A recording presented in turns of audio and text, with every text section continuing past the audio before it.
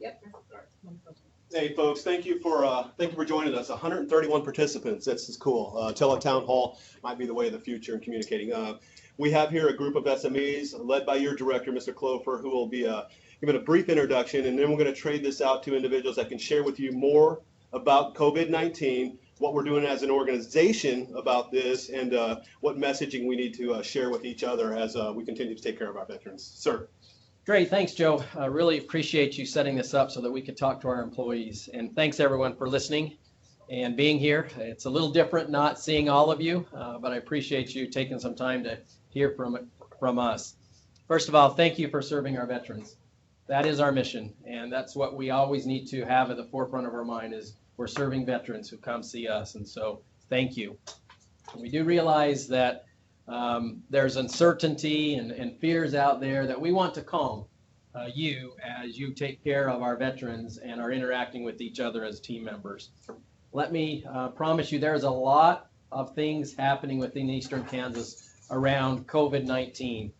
You're seeing a lot of that communication directly from different individuals, whether it's been me or some of our team members, as well as some of individuals out of VACO, our secretary. And you'll probably continue to see those communications. We're trying to be succinct and share information with you at a local level so you know what we are doing. There's a lot of people behind the scenes, and just know that there's a lot of work going on. We're gathering and collecting information from our vision office and sharing that with you. Our goal is to keep both patients and staff safe through this and limit the spread of the virus that you definitely see that's out there across the United States. You've also heard regarding one individual that's been admitted at KU, not a veteran as we know, not someone that's tied to us, but we want to be able to make sure that if and when that comes to us that we can limit that spread of infection. So if you haven't yet had a chance to look at that video that I sent out, please do. It gives good information about the coronavirus. And also, Dr. Leeson will share more information today with you as we go forward. And we do have a lot of individuals that will share some information, and then we'll have some time for questions. So I'm going to turn some time over to Dr. Leeson to be able to share his part, please.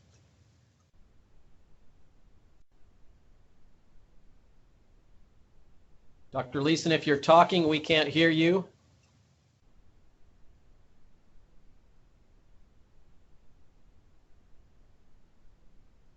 Okay.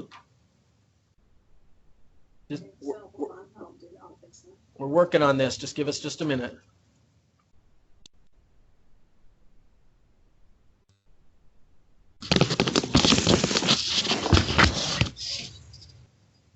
Okay, Dr. Leeson, you should have this. Others may also just mute your own mic, but Dr. Leeson, will you talk and see if we can hear you?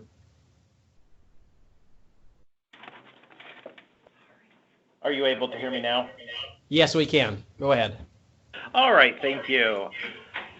Well, I don't know if you all know, but psychiatry was not my first choice in life, and actually I thought I was going to be a microbiologist. So I started out in microbiology, got a PhD, did research, and then got sidetracked by something I liked better. So I appreciate the opportunity to kind of go down memory lane here a little bit with you. Joe, would you mind bringing up my first slide? They are on. It's up. I'm not seeing mine. Is it on, Joe? It is. I don't see it sharing. So let's have someone else who's out there. Can you see the slides that are up? Go ahead. So they're saying yes, so it looks like someone does have access to it.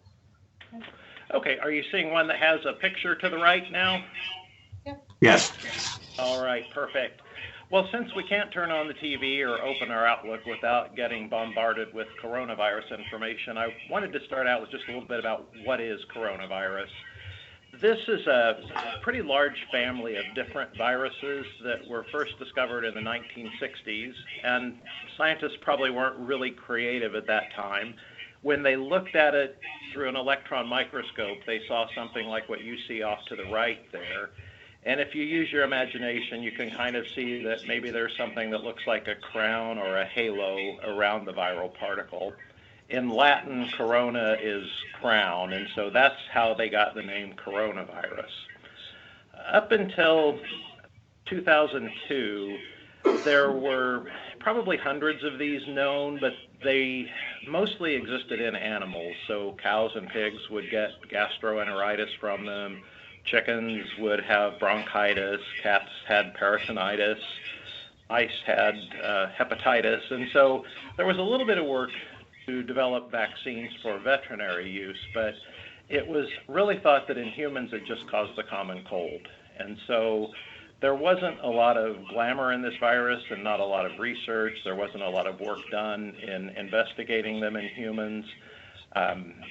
We've all probably been infected with a coronavirus, one of the milder ones. But then in 2002, a lot of that changed when SARS came on the scene, and that was severe acute respiratory. Since it was the new coronavirus of the time, it was called the novel coronavirus then. And because of all the research that happened around SARS, the next several years led to the discovery of a few other coronaviruses, NL63 and HKU1, that, again, for the most part, cause common colds, particularly fragile patients. Even a common cold can be fatal. These, when they first were discovered, they were the new novel coronavirus, and SARS was just called SARS at that point. And then these were kicked off the throne in 2012 by MERS, Middle East Respiratory Syndrome. So that was the novel coronavirus of the day. And then in December, that title has gone to COVID-19. So we're calling it novel coronavirus, just means it's the newest one that we've seen. So most of these stay within a species. So if it's pigs that have it, they pass it on to other pigs. They don't tend to pass it on to other animals or to humans. If it's a human virus, it tends to stay within humans. Occasionally, though, coronaviruses can do something a little unusual and move from animals to humans. And when they do that, since it's a new virus for us, we really don't have any immunity to it. Actually, let me back up for just a second. That picture to the right there, that is electron microscope image of the COVID-19. So those are viral particles that are being released from a human cell as the virus is reproducing. Well, just a little bit about the coronavirus. So that crown or corona that they have, that's actually made up of protein spikes. And those proteins fit somewhat like a lock and a key with a receptor on the cell that they are going to infect. So in humans, we have a protein that's called angiotensin converting enzyme 2 that we need for specific purposes in humans, but this virus has formed a protein spike that locks onto that protein of ours and then more or less hijacks the cell by dumping its genetic material into our cell and then taking over the functioning of that cell. The image that you're seeing to the right now, that is a cell that's infected with the Middle East Respiratory Syndrome coronavirus. And you can see that there are millions of viral particles in that cell, so obviously nothing good is going to come of that for the cell. Now, I mentioned that sometimes these viruses will jump from one species to another, and that's what happened with SARS, the severe acute respiratory syndrome. When that virus was first isolated in people, it was clear from the genetic code that it was very similar to a virus found in the horseshoe bat. It wasn't the same virus that was found in that bat. And so there was a search then for what did it go through to get to humans. Think about how humans our genetic material. You know, we have DNA, it's double-stranded, so when we need to make more cells, we are going to copy the DNA. Since it's double-stranded, we have mechanisms to proofread it, and if there are errors, there's error correction and editing. So we're really good at copying strands of DNA that look exactly like the one that we started with. The coronavirus doesn't use DNA, it uses RNA, which is similar to DNA, but for purposes, the important thing about it is it's just a single strand. So when it's copying that single strand, it can't do that editing and error correction, and so the copy is somewhat sloppy. If the virus makes a change that causes the virus to basically be inactive, then it just dies. But from that picture you saw before, since there are millions of these churning out, a few dead ones won't hurt anything for the virus.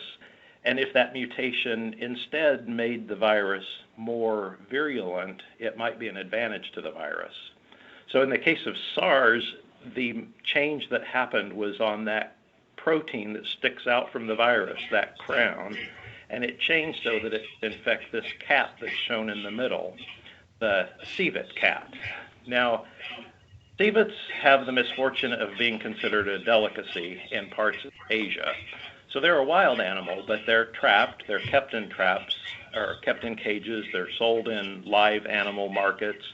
They were kept in the back of restaurants in a cage live so that when someone ordered it, it would be fresh.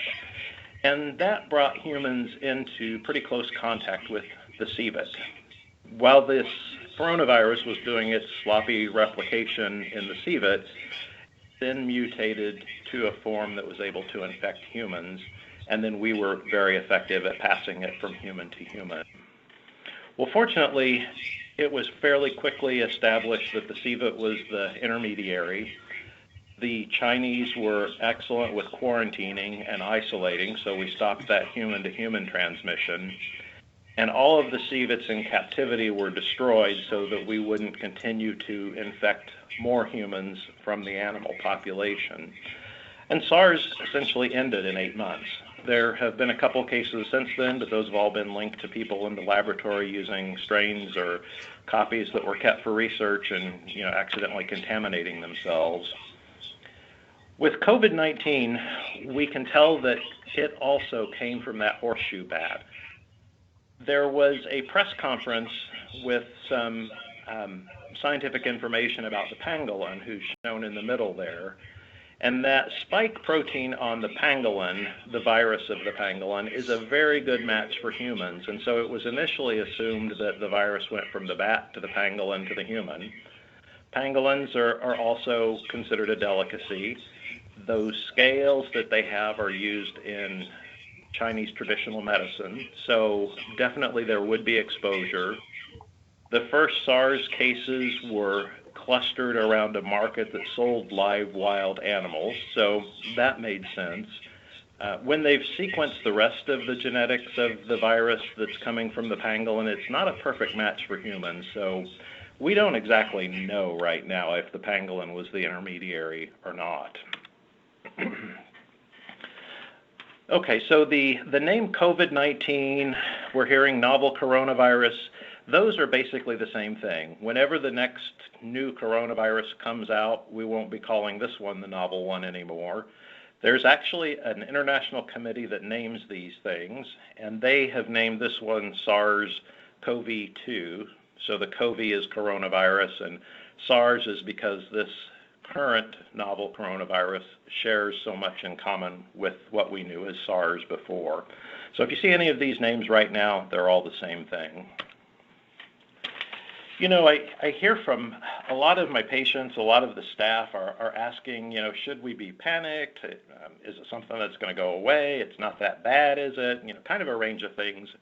And I think for the question of it's not that bad, is it? Probably it's a matter of perspective. So SARS, that was an 8-month period. There were about 8,000 cases worldwide. It had about a 10% fatality rate. But if you were over 60, it was about 50% fatal. And there were really some extreme measures that were put into play that brought this to an end. So SARS, yes, that's bad. MERS, the Middle East Respiratory Syndrome, about 2,500 cases so far. About a third of them have been fatal. It looks like the camel may be the intermediary species, and so, we still have human contact with camels, and we're still seeing periodic cases of this. So MERS also is bad. COVID-19, So 8,000 cases of SARS in 8 months. COVID-19, I can't keep this slide up to date. It was 85,000 when I looked yesterday. Last night, the CDC updated it to 109,000 cases, and we're only in really the third or fourth month of this. So the case fatality rate's kind of a question mark as well. Some of the earliest information out of China, it looked like 0.7% of patients that caught this would die. Later, it was about 2%. The World Health Organization recently said 3.4%. What I've seen with the United States statistics is so far it's about 5.4%. Italy's 5%. It's possible these are all correct and just kind of depend on what you're measuring. There's been some speculation that we may be too restrictive on the testing that we're doing in the United States, so we may not be picking up mild cases, and if we don't have those cases in our denominator, our fatality rate's going to look higher. On the other hand, in Italy, they have done aggressive testing, and they're a primarily older population, and so that would explain why it's a higher death rate there.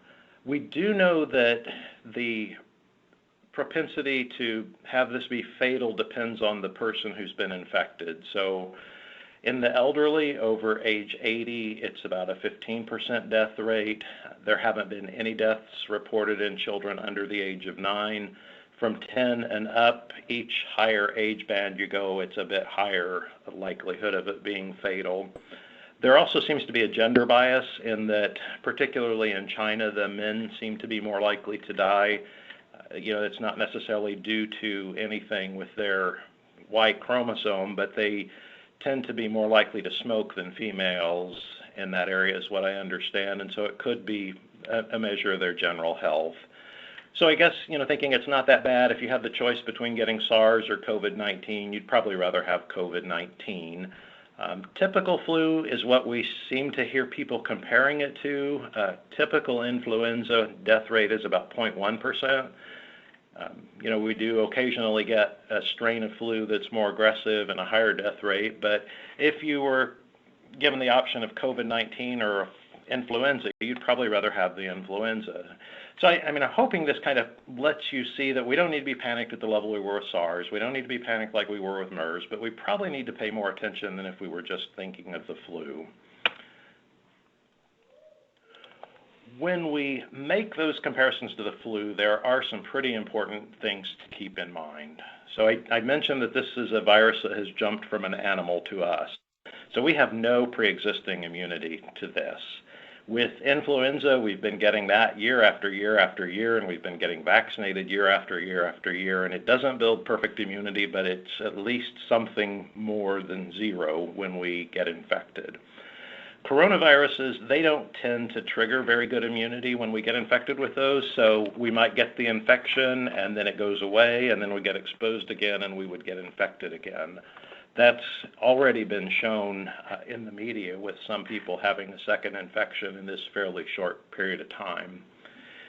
Also with the influenza, we have specific treatment for that if we need it. We don't have any specific treatment for COVID-19. There are some things that are being investigated, but nothing that has really stood out in the front as being a good candidate of a treatment.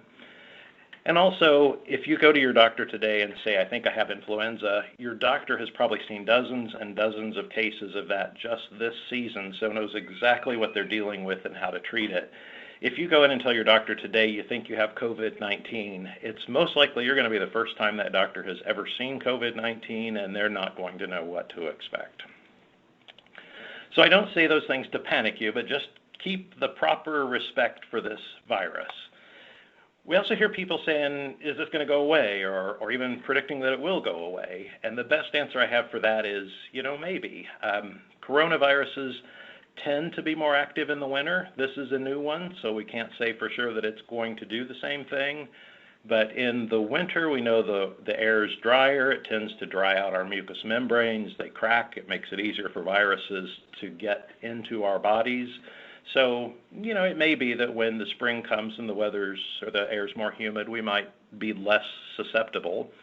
We also think that the dry air keeps the small droplets that infected people cough out suspended in the air longer. So they're able to make it to a new person that's not been infected to be inhaled, or somebody can walk in the room and inhale the particle. The more humid air that we'll get in the spring and the summer tends to cause those droplets to fall and hit the floor pretty quickly. There's been quite a bit of talk about a vaccine. I think it's been pretty clear that that will not help with our current situation because it takes too long to develop them. And probably there's also, a little bit of caution to have here, because when there was vaccine work being done with SARS, they found that people who had been vaccinated actually did worse if they got infected than people who hadn't been. So definitely that testing period needs to not be rushed. And then the other thing to keep in mind is that since we don't know what animal this came from, we don't know what animal we need to avoid. There's definitely been talk in China about banning the sale of wild animals, but since that is something that's so culturally ingrained, that's going to be difficult to do. So what can we do?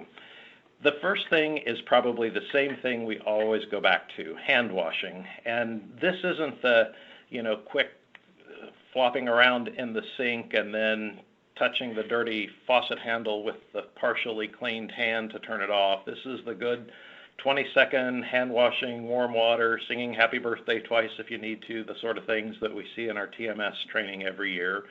Then using the paper towel that we dry our hands with to turn off the dirty faucet handle, and using that dirty paper towel to open the dirty doorknob to get out of the bathroom. So good hand washing is something that should be our first line of defense. Next is humans like to touch our faces. So we do this more than probably 20 times an hour. And when we have viral particles on our hand that we've picked up from the table that somebody's coughed on, or the computer keyboard that they've touched, or any of those other things, and we rub our eyes, the virus gets in the eyes and can infect us. If we rub our nose, it gets membranes. That receptor that I told you the new coronavirus uses, there are high concentrations of that in our mouth, so it can get in there as well. So if we have an itchy nose, we probably want to scratch it with a Kleenex right now. And if we really need to touch our face, we want to wash our hands first. Social distancing is something we should be thinking about. This is probably where you would decide what your level of risk tolerance is. So if I were an elderly person with emphysema, it's probably time to not go to the bingo game where there are people packed in a small area. If I'm a young, healthy person, maybe I don't do quite so much of this. But if this virus moves into our area, we're probably going to see that we need to be having fewer meetings, fewer groups, maybe doing some working from home if it's appropriate, just so we're not passing the virus to each other. If we feel sick, we should stay home. And, that sort of goes without saying, but we do have people that feel like they're going to miss out on something if they're not here. If we aren't feeling altruistic and we don't want to stay home so we don't infect our peers, we probably also want to remember that this virus doesn't cause us to develop immunity. So if we infect our peers and then we get well, they can get to us. If we cough, we don't want to cough on a bare hand. We will then touch a surface and contaminate the surface. So cough into a Kleenex or cough into a shirt sleeve. And then personal protective equipment when appropriate. And the when appropriate, I think, is important. We've seen around the country that patients are being sent home with standard surgical masks. There's good evidence that if an infected person wears that surgical mask, when they cough, it will trap a lot of those droplets and particles, so they may not be as infectious. But there's no evidence that an uninfected person wearing a mask is going to reduce their chance of getting infected, because the mask doesn't fit tightly and make a seal on the face. The other thing is, when you put that mask on, it's hot, it's itchy, and since we already want to touch our face all the time, we're going to be fidgeting with it and scratching it, and may increase our risk of contracting something. So definitely a lot of things that we can do to keep ourselves safe and just keep a healthy respect for this virus.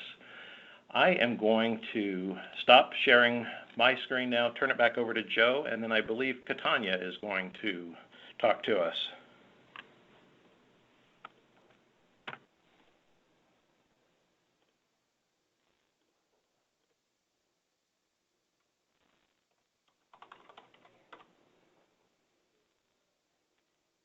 Dr. Leeson, can you put that back up and I'll take over as presenter?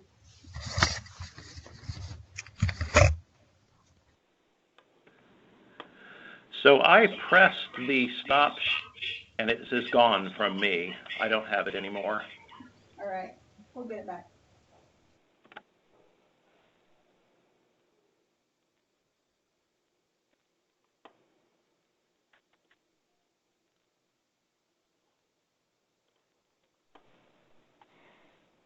Bringing it back up for you folks in just a second.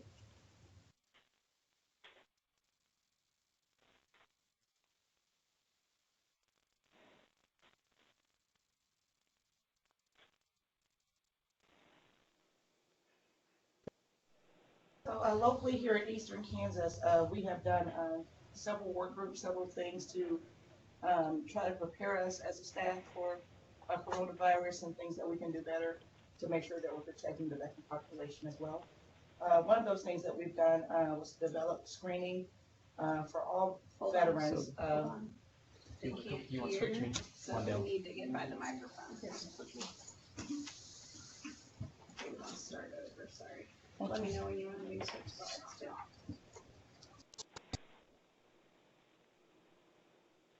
Go ahead, Katanya. Let's see if they can hear you. Okay, can you guys hear me?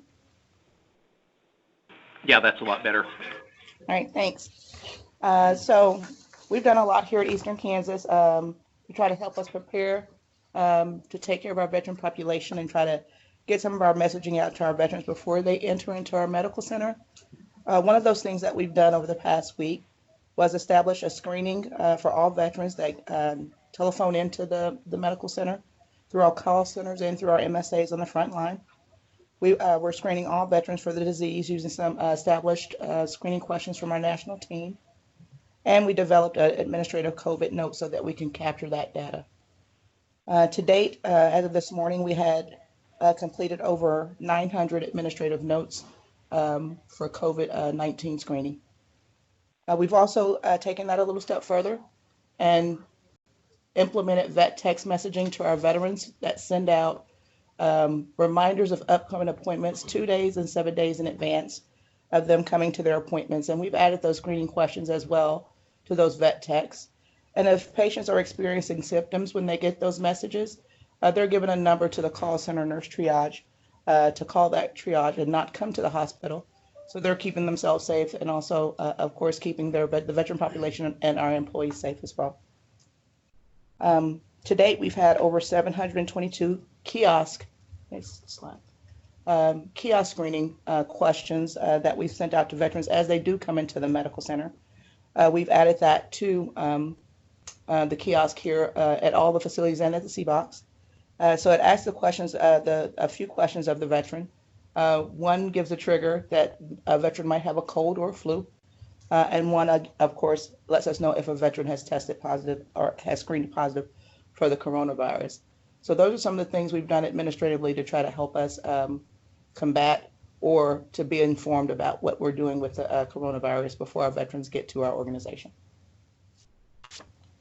Thank you, Katanya. So, hi, this is Rosie. I'm from Quality. Let me know if you can hear me. You're good, Rosie. Great, thank you. So our work group stood up this week, and we're taking little chunks out of all of the things that we're wanting to talk about and making sure our employees are prepared with. So part of the things that we talked about yesterday were clinical pathways and what do we do when those patients present? What do we do when they show up to a clinic check-in? And we have prepared those clinical pathways for you, and we will be pushing those out later today for your areas. So you know if you're in a fit tested area, what you do. If you're not in an area that has fit testing, what do you do then? It will go over what personal protective equipment you need to be applying when you come in contact with that person, what you need to apply to the patient, and also what screening procedures have been implemented. So we have several note titles for various people to use and for various reasons. So you may want to know why are there so many. We have an EK COVID-19 note, which is for what providers are doing to help our infectious disease providers and our infection prevention nurse know more about the patient. So when they're reaching out to KDHE or the Missouri Department of Health, talking about a person that is screened positive, we have a little bit more clinical information that those public health facilities will need to help us know how to manage that patient. So that's the EK COVID-19 note. The EK administrative COVID-19 note is really for our MSAs and our AODs to use. Ms. Catania just talked about that. We also have travel screening questions built into several standing notes, such as the EK Emergency Department Nurse Triage Note, which screens at a little bit more rigid 21-day versus what the COVID 14-day contact is, and as well as the EK Nursing Clinic check-in note, which is used by PAC teams and CBOCs. We also heard from other areas that do scheduled admissions, such as our behavioral health units, our CLCs, or just other areas that are wanting some enhanced screening tools. So we did build one, EK COVID-19 screening, which has a little bit more information and great links that'll take you directly to the CDC website, so you can see all of those level 3 travel advisory areas. Will help you identify what actions you've taken. It gives you scripting, so as you go through that note, you know what to ask, and also suggests actions that need to be taken after the patient is positive or is negative, that kind of thing. So that note actually went live late yesterday afternoon, and that will be part of the education that we will be pushing out. So. All right, this is Cheryl from HR, and I'm going to talk about the contingency plan that HR is currently working with the managers on, a contingency plan for expanding telework. And that's in the event that this virus should arise here in this area. So it'll be in accordance with the national guidance of telework policy and our bargaining unit agreements. So managers now are being asked to assess positions for employees that could possibly telework in the event of a crisis, and that they typically be able to telework, but could possibly do some work from home in the event that some of their jobs could be performed outside of the work facility. So we are currently working with HR, our managers, in that regards. In regards to the leave, we have been given guidance by the approval of the weather and safety leave accordance with the VA handbook and OPM guidance, and that is all that information has been shared with the managers.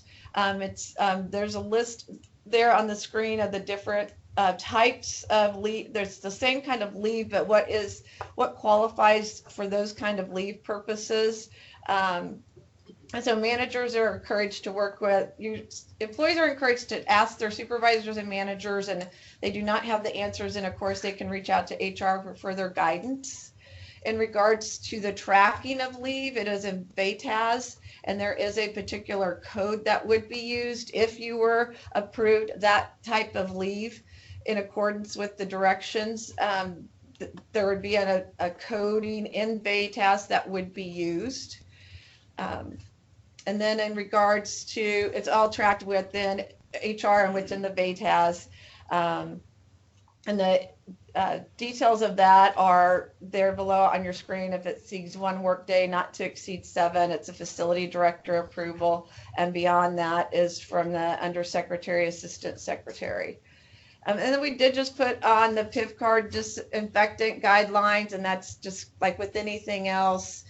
Be sure because as you know, just like with your phone, you're constantly touching your PIV card. Just be sure you clean it, just as you would like with everything else that you're doing within your scope. So that's all I have. Thank you, Cheryl.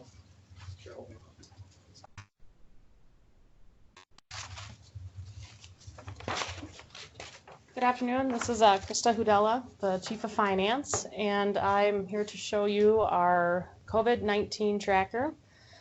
We have an opportunity for gaining special purpose funding to pay for a lot of our things that we need to track. So this is where we find the tracker on our SharePoint site, Financial Management, and there's a red arrow showing you where the tracker is.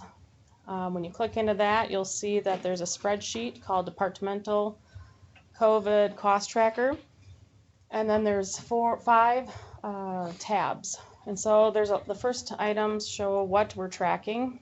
And for example, that's salary and hours of employees involved in the response to patient care, security, etc. And that's your normal duty hours, not just overtime and comp time. Some of the other items that we're tracking are travel, contracts, public affairs, education, brochures, posters, campaigns, publications. We're also tracking lab and research expenses, decon, cleaning expenses, PPE, burn rates, and things of that nature. This is a spreadsheet that we have to update to the VISN on a daily basis. So we ask that you go here on a daily basis by 1 o'clock. We'll be pulling the spreadsheet and uploading it and consolidating with the VISN. Every day you'll have a new tracker here. Again, the second tab tracks the staffing, and the you can go to the next slide. Sorry. So the first tab shows you all the items that we're tracking. The second tab shows the staffing hours, overtime, comp time. The third tab is supplies.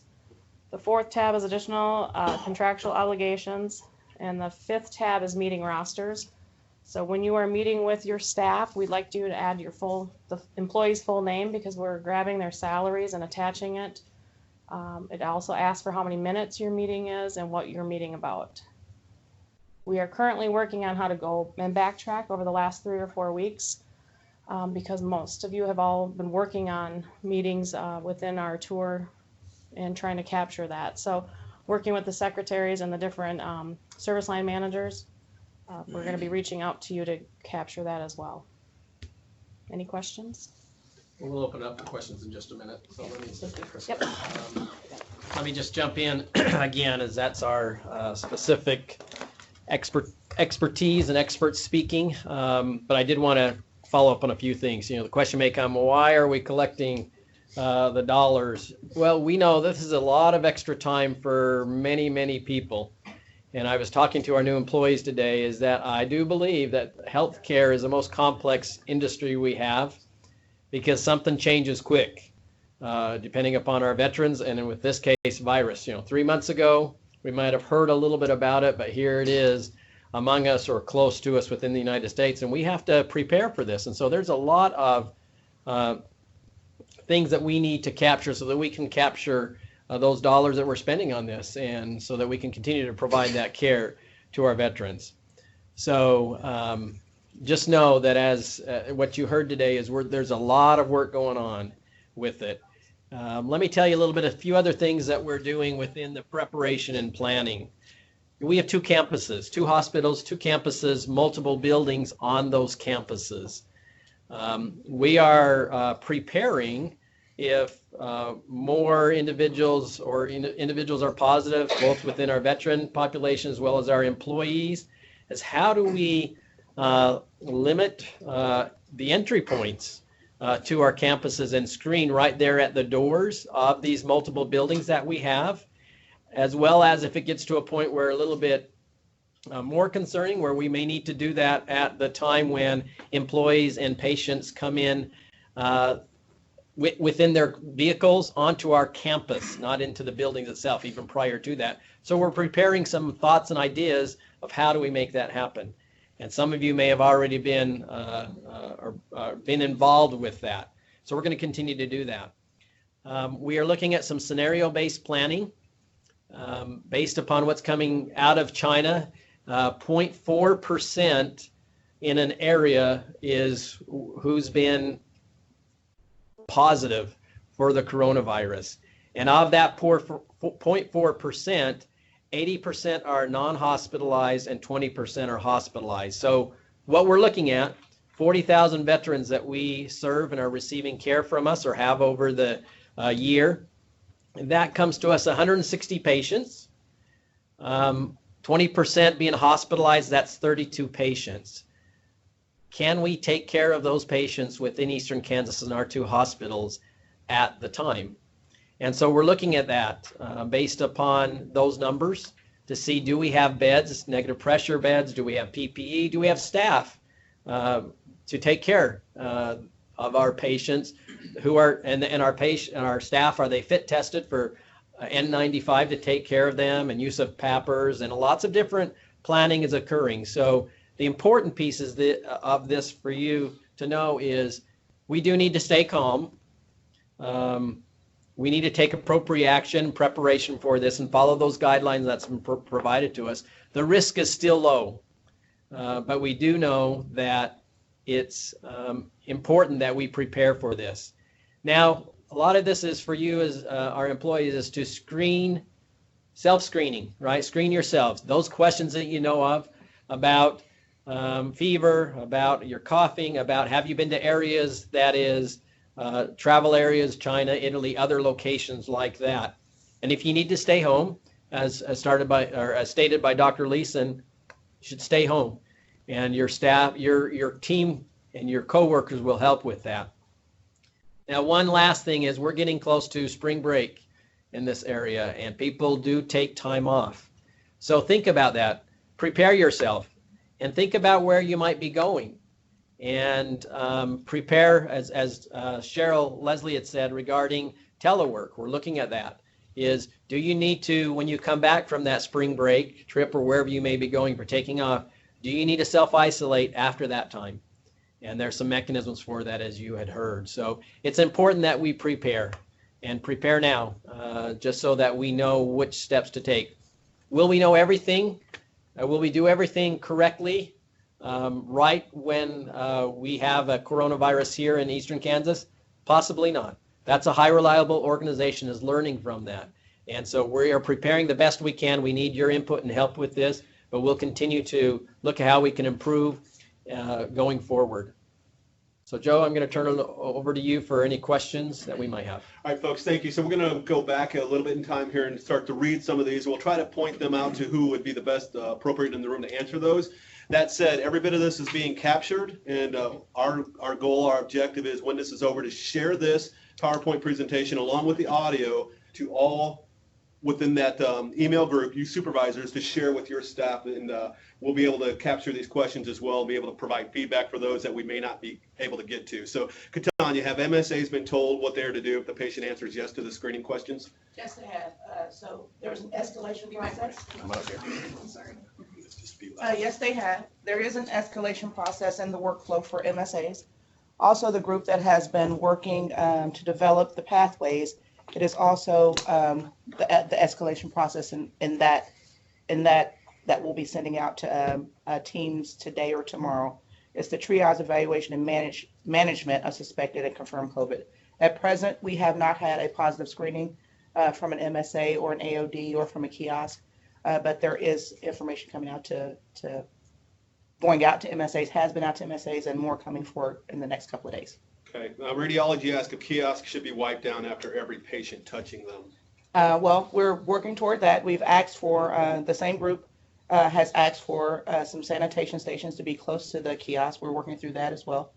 At present, EMS is already doing 2 daily wipe downs of kiosks. Thank you. HR, why are we giving AA to those who have been exposed, but not those who are confirmed cases?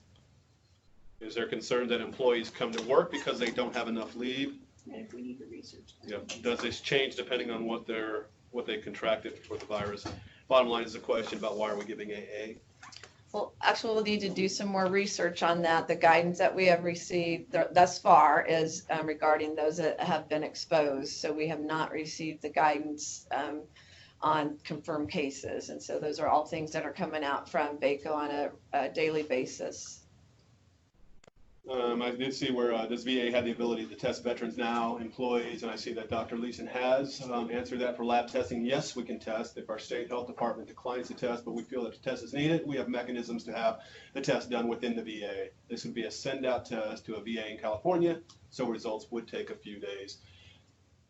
Slide up, Lisa, please, just a little bit. Should we continue to have classes, i.e. move classes, Healthy Teaching Kitchen, DOM groups? Dr. Leeson, if Let me unmute the audience.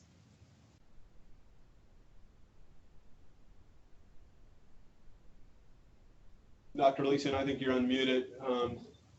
Can I answer that about our ongoing classes, move, Healthy Teaching Kitchen, DOM groups, etc.?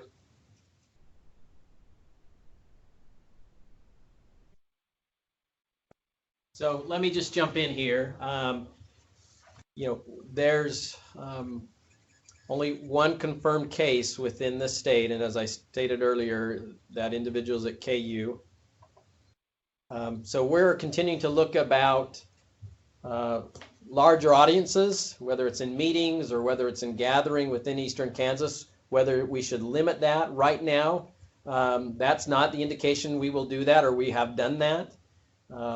Depending upon, again, it's part of this is based upon the employees, based upon the patients, if they need to not come to one of those meetings because they've been to an area in travel and or have high fever or a cough, then we ask them to be able to self-select and not go to those meetings. For HR, employees approved to travel and leave. Are those being denied? So there are various travels that have been, I believe, canceled, and you would hear those are coming out of VACO. I mean, I know that the international travels are really cut back, and then all the other travel is just a case-by-case basis. So you'll just have to need to check out